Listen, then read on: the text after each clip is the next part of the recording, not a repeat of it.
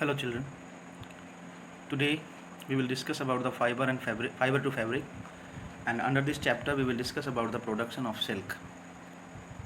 Rearing of sheep that we have discussed already, and obtaining wool from different kinds of animals, that is also discussed in the previous lesson.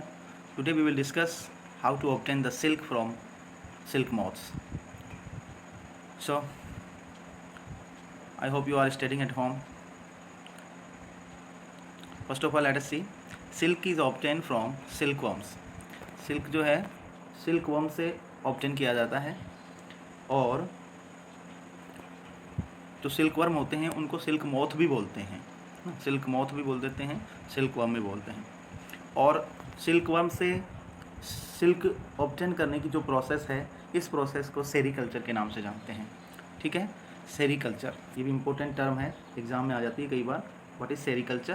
So sericulture is a process of getting silk from silkworm. Got it? Then here are given some names of different kinds of silk moths. These silk moths are common. First one is very common, a mulberry silkworm that we will study in our chapter also. Its scientific name is Bombyx morai.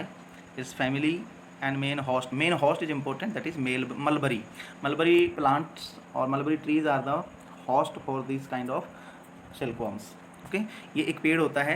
इस पेड़ की पत्तियों को खाकर ये जो silkworm है ये अपना लाइफ साइकिल को कंप्लीट करता है. वहीं पर ये अपने एग्स ले करता है और वहीं से अपने लाइफ की प्रोसेस को कंप्लीट करता है. ठीक है, तो ये वाला ज़्यादा इम्पोर्टेंट है आपके लिए. इसके बाद हम बात करें तो देखिए सिल्क मोथ का लाइफ साइकिल देखते हैं हम. सिल्क मोथ्स का लाइफ साइकिल है क्या? देखिए, जो एक एडल्ट होता है, एडल्ट से जो एक रिप्रोडक्शन सिस्टम होता है, उस रिप्रोडक्टिव सिस्टम के थ्रू फीमेल जो सिल्क मोथ है वो मलबरी के प्लांट की लीव्स पर अपने ले एग्स करती है. और ये जो एग्स होते हैं ये बहुत ज़्यादा संख्या में होते हैं. इन एग्स से फिर लार्वा का डेवलपमेंट होता है, जो इस मलबरी की प्लांट की जो पत्तियां हैं उनको खाकर अपना लाइफ साइकिल कंप्लीट करता है, आगे की लाइफ शुरू करता है. और यहीं से बाद में थोड़ा सा डेवलप होने के बाद ये जो लार्वा है ये कोकून बनाता है. ठीक है, अब ये कोकून है क्या एक्चुअली? ये जो लार्वा है अपने हेड को इस तरह से घुमाता है ऐसे, और इससे जो मुंह से जो लार निकल रही है वो इसके चारों तरफ इस तरह से एयर के कांटेक्ट में आकर इसके चारों तरफ क्या हो जाती है, रैप हो जाती है. इसी से कोकून का फॉर्मेशन होता है. ठीक है ना, तो कोकून से ही फिर बाद में सिल्क ऑब्टेन किया जाता है. कोकून से सिल्क ऑब्टेन की जो प्रोसेस है वो बहुत थोड़ी सी अजीब टाइप की है. इसमें क्या करते हैं, इस सिल्क वर्म को एक्चुअली गर्म पानी के बड़े बड़े जो पॉट्स होते हैं, बड़े बड़े पॉट्स में उसको रखा जाता है. गर्म उबलते हुए पानी में उसको डाला जाता है, जिससे जो सिल्क वर्म है उसकी डेथ हो जाती है. और जो सिल्क का जो थ्रेड बना है उसको फिर अनरोल कर लिया जाता है, और दूसरी जो मशीन्स हैं उनके ऊपर उनको रोल करके और आगे प्रोसेसिंग के लिए भेज दिया जाता है. ये जो सिल्क है ये बहुत सॉफ्ट होता है और स्ट्रॉन्ग भी होता है. जिस टाइप का जो ये थ्रेड है, इतने टाइप के लोहे का ये अगर इतना ही पतला कोई वायर बनाया जाए, तो थ्रेड बनाया जाए, तो ये उससे भी थोड़ा स्ट्रॉन्ग रहता है. ठीक है, तो यहाँ बात करते हैं हम the production of silk. Silk का प्रोडक्शन कैसे हो रहा है, किस तरह से करते हैं, उसके बारे में थोड़ा जानकारी लेते हैं. तो हमने ये तो पढ़ लिया कि सिल्क मोथ जो है एग्स ले करता है मलबरी प्लांट की लीव्स पर. अब क्या होता है, when the eggs of silk moth hatch larva are produced called caterpillar. जो लार्वा होता है उसको कैटरपिलर भी बोलते हैं. ठीक है, जो एग्स होते हैं जब वो एग से हैच होते हैं, एग्स जब टूटता है तो उससे क्या निकलता है, कैटरपिलर, या उसको बोलते हैं फिर सिल्कवर्म बोलने लगते हैं. The next stage of caterpillars life is called pupa. Pupa इसकी लाइफ की नेक्स्ट स्टेज है. To enter into this stage the caterpillar weaves a net that can hold it. तो कैटरपिलर क्या करता है, अपने अराउंड, ये जैसे कैटरपिलर है तो ये अपने अराउंड क्या करता है, थ्रेड का एक जाल सा बना लेता है, नेट बना लेता है ना. ठीक है, the caterpillar then swings its head in the shape of an 8. जैसे 8 का जो ऐसे ना, इस तरह से अपने हेड को ये मूव करता है, और इस मूवमेंट की वजह से इसके बॉडी के चारों तरफ जो सिल्क वायर है, सिल्क जो फाइबर है वो इसके चारों तरफ रैप होता चला जाता है. जैसे इसकी लार जो है ना, इसकी जो सलाइवा एयर के कांटेक्ट में आती है वो थ्रेड के फॉर्म में कन्वर्ट हो जाती है. ठीक है, as it swings it head fiber is secreted, और जैसे जैसे ये हेड को स्विंग करता है फाइबर जो है वो सीक्रेट होता चला जाता है। ठीक है, और देखते हैं the fibre is made up of protein. ये एग्जाम में आ सकता है कि जो सिल्क जो फाइबर है वो किसका बना होता है, तो ये किसका बना हुआ है, प्रोटीन का बना हुआ है। ठीक है, और जो कॉटन जो था वो सेल्यूलोज का, कॉटन भी और जूट भी वो सेल्यूलोज के बने होते हैं। ठीक है, and as it comes in contact with air it hardens and forms the silk fiber. जैसे ये एयर के कॉन्टैक्ट, मैंने आपको बता दिया, जैसे एयर के कॉन्टैक्ट में इसका सलाइवा जो आता है वो हार्ड हो जाता है और वो कॉटन फाइबर के रूप में टर्न हो जाता है। The caterpillar then covers itself into silk and turns into a pupa. अब ये कैटरपिलर जो है चारों तरफ अपने हेड को घुमाते घुमाते घुमाते घुमाते अपने आप को पूरे को किससे, सिल्क से कवर कर लेता है, और इसको बोलते हैं हम प्यूपा। अब ये किस में कन्वर्ट हो गया, प्यूपा में। The covering of the caterpillar is called the cocoon.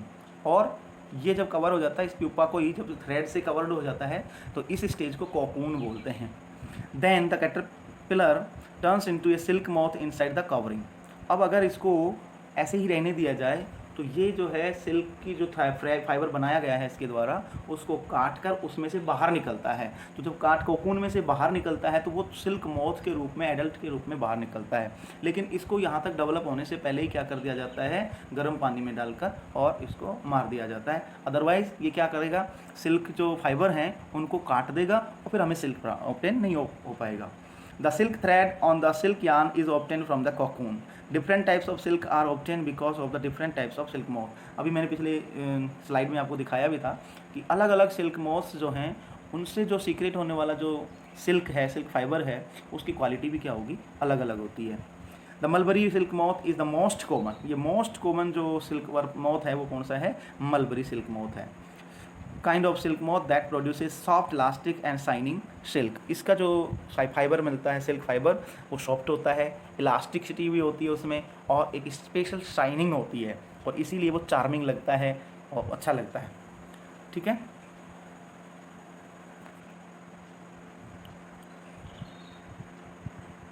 चलो आगे देखते हैं। अब सिल्क कैसे ऑब्टेन करें, ये जो प्रोसेस है आगे किस तरह से कंप्लीट होती है। तो देखो, रियरिंग मतलब पालन पोषण करना, किसका, सिल्क वर्म का। The silk worm farmers buy the eggs of the silk moth and raise them. क्या करते हैं जो फार्मर्स होते हैं, जो सिल्क वर्म को रियरिंग करने वाले जो फार्मर्स हैं वो इसकी एग्स को बाई करके लेकर आते हैं, मार्केट में मिलते हैं। These eggs are generally large in numbers as a single silk moth can lay about 100 eggs at a time. एक सिल्क मॉथ एक बार में लगभग अराउंड 100 एग्स ले करती है। ठीक है, these eggs are stored in an environment having an appropriate temperature. यहाँ ज़रूरी है उसका एक अप्रोप्रिएट टेम्परेचर। ज़्यादा टेम्परेचर होगा तो डेथ हो जाएगी उनकी, ज़्यादा कम टेम्परेचर होगा तो भी वो सर्वाइव नहीं कर पाएंगे।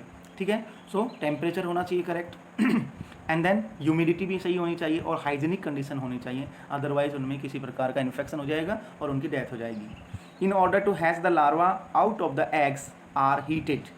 अब क्या होता है, अंडे से जो चूजा बाहर निकलता है ना, आपने देखा होगा, जो मुर्गी का है या और किसी बर्ड्स का, चिड़िया का, जो अंडे में से बच्चा निकलता है, तो उससे पहले आपने देखा होगा वो जो बर्ड्स हैं वो उस एग के ऊपर कुछ दिनों तक बैठते हैं, है ना, उसको छुपा के रखते हैं अपने बॉडी के टेम्परेचर से, उसको हैचिंग करते हैं, इसको हैचिंग बोलते हैं। ठीक है, तो ये लार्वा जो है वो एग्स से निकलते हैं। They are then kept in a bamboo tray. और उसके बाद जब ये लार्वा बन जाते हैं तो उनको नहीं, ये जो एग्स जो होते हैं, इन एग्स को बैम्बू ट्रे में रखा जाता है। ठीक है, बैम्बू ट्रे में रख लेते हैं। इसके बाद जब बैम्बू ट्रे में रखा जा रहा है तो वो जो प्रोसेस है, this process is conducted generally when the fresh leaves appear on the mulberry. ये कब का टाइम है, ये टाइम है जैसे मार्च अप्रैल का टाइम, जब मलबरी प्लांट की जो ओल्ड लीव्स हैं वो गिर जाती हैं और नई एकदम ताज़ा जो है नई लीव्स आती हैं उस पर, वो थोड़ी सी चबाने में इसके लिए क्या होती हैं, सॉफ्ट होती हैं। इसी उस टाइम पर इनको रखा जाता है। The caterpillar can get enough feed. इस टाइम उसको फूड के लिए मलबरी प्लांट पर डिपेंड रहना होता है, तो खूब सारी पत्तियों की ज़रूरत होती है। The caterpillar feeds around 25 to 30 days and then moves into a chamber in the tray to build a cocoon. ठीक है, 25 से 30 डेज तक वो इसी प्रोसेस में रहता है और उसके बाद वो बेम्बू के ट्रे के अंदर एक कोकून का फॉर्मेशन करता है। The cocoon when spun gets attach to the rock. और जब ये कोकून बन जाती है तो वो उस रॉक से, जो बेम्बू में एक रॉक से जो है उस रॉक से अटैच हो जाती है, अटक जाती है वहाँ पर। ठीक है, ये प्रोसेस इसकी जनरली होती है। अब क्या होता है, प्रोसेसिंग कैसे करते हैं? सिल्क फाइबर तो बन गया, लेकिन उसको अब प्रोसेस क्या है उसकी। सो प्रोसेसिंग ऑफ सिल्क ये यहाँ पे देखेंगे, बहुत इंपॉर्टेंट है। Firstly as the cocoons are acquired, the acquirements, जैसे ही कोकून मिलते हैं हमें, they are kept under the sun, धूप में उनको रख दिया जाता है, और बॉइल्ड या फिर उनको उबाल दिया जाता है, गर्म पानी में डाल दिया जाता है, so that the silk fibre can separate out from them, जिससे कि जो कोकून है उसमें जो सिल्क वर्म है छोटा, वो उस सिल्क का जो फाइबर बना है उसको कट ना कर सके, उसको ख़राब ना कर सके। क्योंकि उसको बाहर निकलने के लिए, अगर वो डेवलप हो गया तो उसको बाहर निकलने के लिए क्या करना होगा, वो चारों तरफ जो सिल्क का जो फाइबर का जो रैप बना है उसको कट करना पड़ना है उसको। ठीक है, then the reeling of the silk takes place, उसके बाद वो जो सिल्क फाइबर बने उनको रीलिंग किया जाता है, मतलब एक किसी चीज़ के ऊपर उनको ऐसे लपेट लिया जाता है, वो रीलिंग कहलाएगी। It is a process in which the cocoon threads are process to be used as silk, और यही वो प्रोसेस है जिसके थ्रू जो है सिल्क के रूप में ये जो फाइबर्स है इसको यूज करने के लायक बनाया जाता है। The silk fiber thus obtain are drawn and rolled into threads, और इसके बाद जो है सिल्क फाइबर्स जो हैं उनको ड्रॉन कर लिया, मतलब खींचा जाता है, सीधा बना दिया जाता है, और फिर से उनको रोल आउट करके और थ्रेड के रूप में उनको काम में लिया जाता है।